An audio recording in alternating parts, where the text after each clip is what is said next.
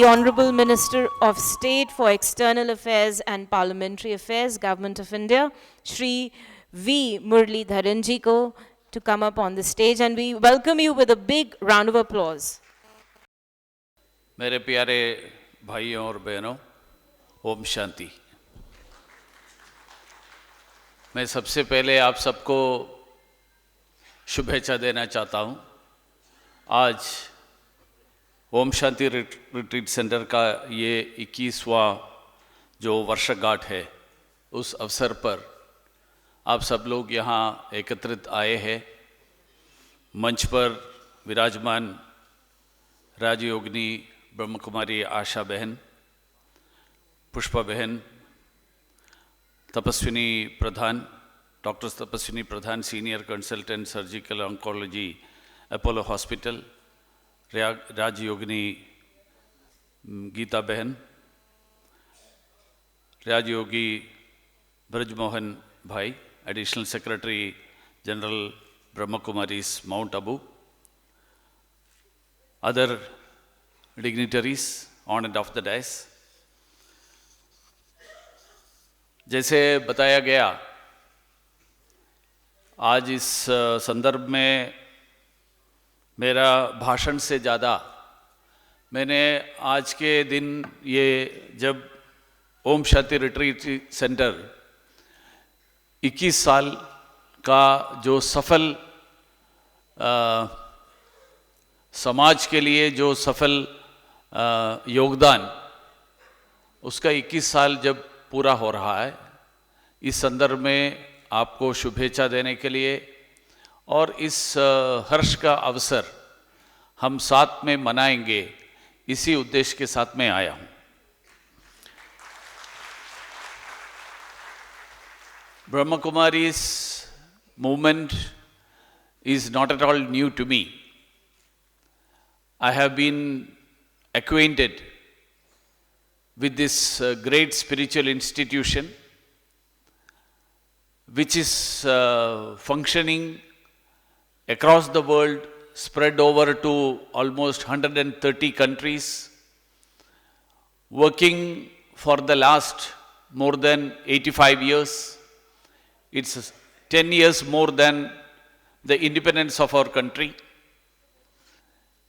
And I had the opportunity to attend many of the functions of the Brahma Kumaris mostly in Kerala.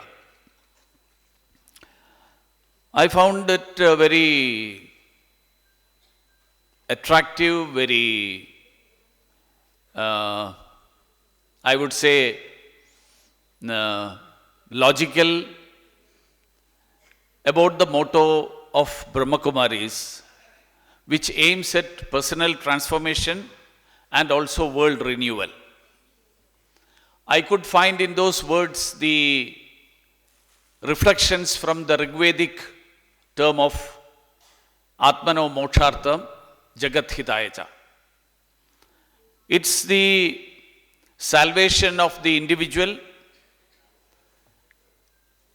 for the self and also for the well-being of all and of the humanity. That is the tradition of India. The Rigveda, which says Atmano Mokshartam Jagat Hitayacha, it's one's own transformation. It is not limited to one's own transformation. On the one hand, the transformation of the self is there. On the other hand, the well-being of the society, of the humanity, of the world, that's also there. So that is the message of India. That is what India has been saying to the world for ages. And any of the spiritual movements that has emanated from India, it was never for self-realization, only for self-realization. Ultimately, self-realization of the individual, it aims at the well-being of the world. And in our country, we never differentiated between the or I can say that we never limited ourselves for gaining or progressing in one's own spiritual pursuit. We had an approach to life. We analyzed the human being in its entirety. When the Western world was of the view that ultimately human being is a materialistic being, the Indian thought was that it's the body, the mind, intellect, and the soul that ultimately defines an individual, which ultimately defines the human being. And a human being cannot be satisfied, cannot be happy, unless all these aspects are addressed. And we found in the universe each individual's connection with the universe, the oneness with the universe. That's why we worshipped the rivers, we worshipped the mountains, we worshipped the nature. We didn't differentiate on the basis of race or culture. We didn't differentiate between genders because we felt that what is there in me, it's there in others also. The supreme self, the supreme power, that supreme power is reflected in me as well as everything around me. So I am part of that whole self. I am part of that supreme power. This sort of a thinking, this sort of a view about the world that one can't find in anywhere anywhere else other than in India. That's why in India we were concerned not only about the human beings, we were concerned about every creature, every being in the world. That's why we had the culture of providing food for not only human beings, but for other creatures. We provided the sustainability of the nature. We were for the sustainability of the nature. Because nature, it is nature which protects us. So this type of an approach to life, this philosophy, that is the peculiarity of India.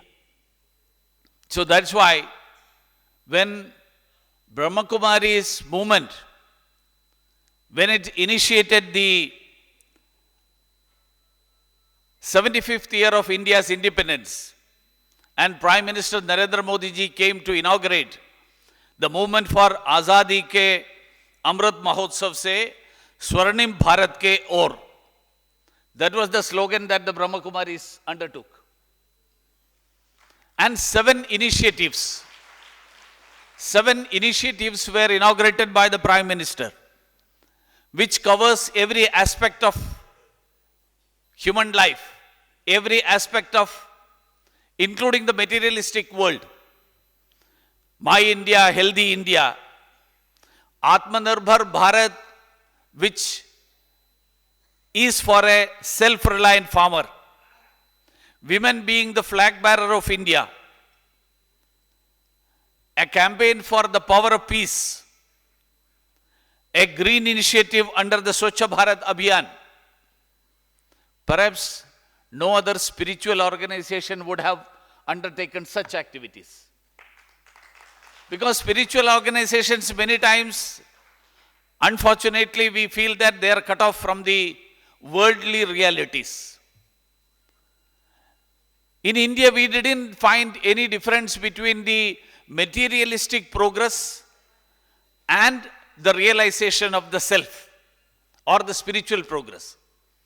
We didn't shun materialistic progress, because materialistic progress is required for the progress of the humanity of the society.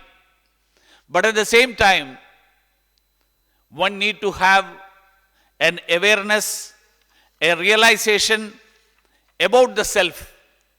Unless that realization about the self is attained, the materialistic progress will not be in a balanced way. There is need for a balance. What is now happening is there is imbalance many times. That imbalance creates problems. On the one hand, there are people who are after materialistic gains. When we go to some of the Western countries, we find that they find happiness in materialistic progress. But after they reach a particular stage, they don't find the inner peace. They don't find the inner happiness. And then they turn towards the spiritual movements of India, which have originated in India. And Brahma Kumaris is one of those such movements who have given the materialistic West the inner peace. So they are in search of ultimately a human being who gains materialistic peace. He will be happy to a certain extent, but happiness cannot be given by materialistic progress, has been now exemplified by the West, which has progressed materialistically many times than what we have progressed. But they turn towards India. They turn towards spiritual organizations like Brahma Kumaris. And I must, today, Brother Brajmohanji was telling that the image of politicians is such that they don't keep the word. So he was surprised that I came. But I must tell you that I represent the new India. And the new India is one that is being led by Prime Minister Narendra Modi ji, who has nothing for himself, but for the India as well as the world. So our Prime Minister is a person who believes that words are not just to be given or announced, but it's to be implemented. Words and deeds in the present generation, in the field of politics, words and deeds doesn't have any connection. But ultimately, when deeds doesn't connect with the words, that words lose that meaning. And Narendra Modi ji, the Prime Minister, has been trying to show to the world that it's not only in words, but in deeds also, we need to prove ourselves.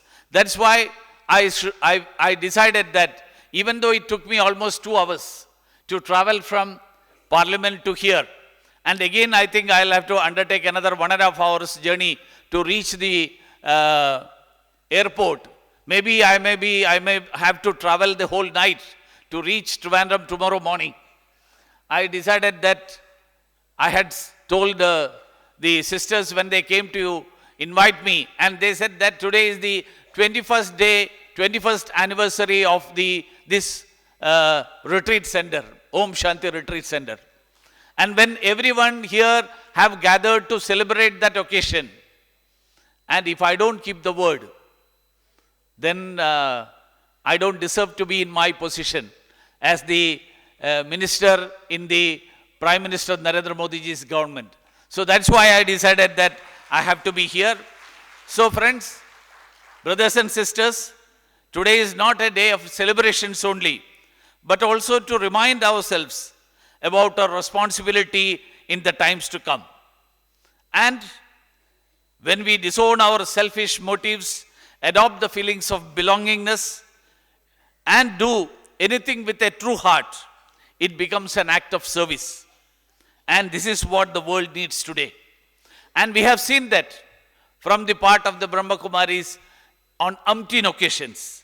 In the present times, when our hearts have become distant, relationships have parted, vices have caught their grip in our life and society, and everyone is living themselves, this center should continue to set an example of unity, enthusiasm to serve, and live a life of purpose which is about just acquiring materialistic success.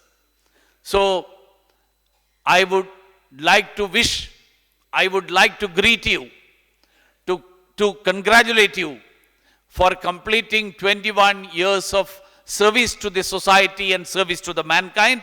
And I pray Almighty that you get the opportunity to serve the humanity and the mankind and the people around for many more years to come. With these words, let me conclude. Namaskaram to all of you.